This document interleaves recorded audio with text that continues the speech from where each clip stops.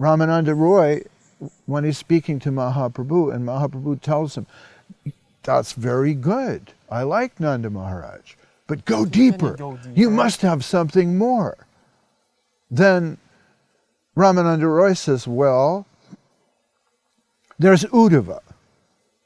And Mahaprabhu says, all right, tell me about Uddhava. Well, Uddhava is a very close friend of Krishna. Yeah.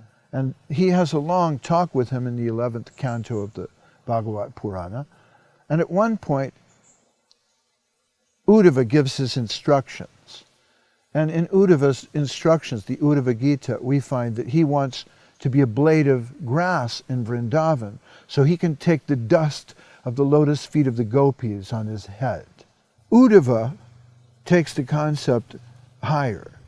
Of course, we didn't mention Yashoda Nandana, Krishna's mother.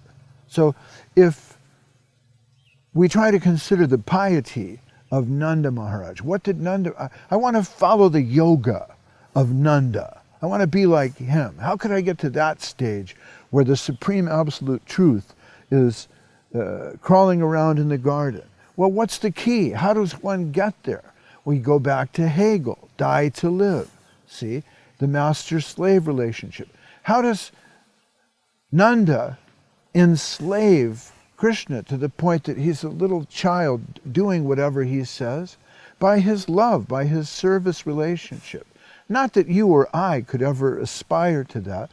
So we can aspire, as Uddhava does, to become grass in the garden of Vrindavan. And that the gopis of Vrindavan can walk over us and leave a little scattering of the dust from their lotus feet on our heads. And Mahaprabhu says, well, this is good, but you can go deeper.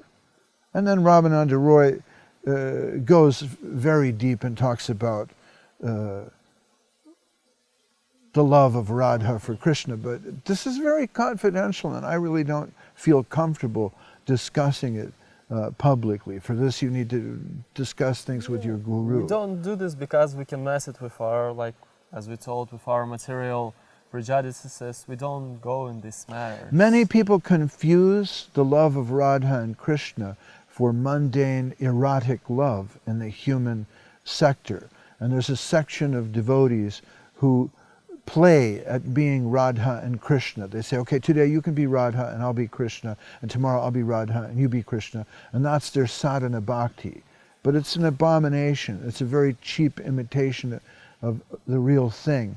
And by imitating that, they destroy everything and they become the greatest enemies of Krishna bhakti.